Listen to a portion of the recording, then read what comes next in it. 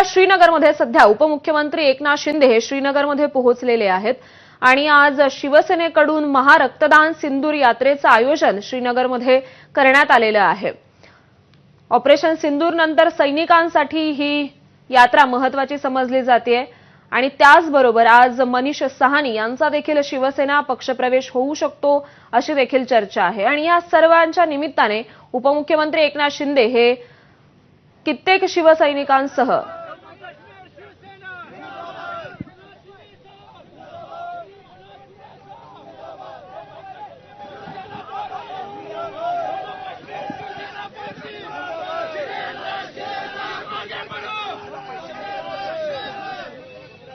हाँ बोला हाँ हाँ द्या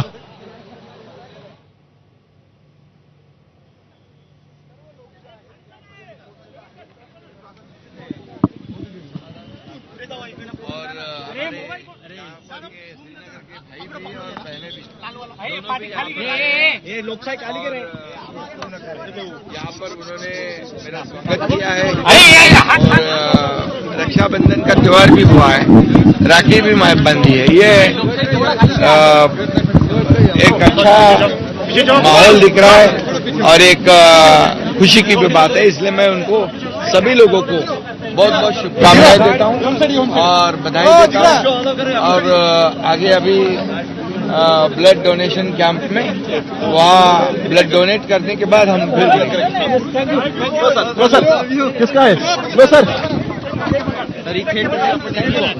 काट चल तर उपमुख्यमंत्री एकनाथ शिंदे हे सध्या श्रीनगरमध्ये पोहोचलेले आहेत आणि इथे सिंदूर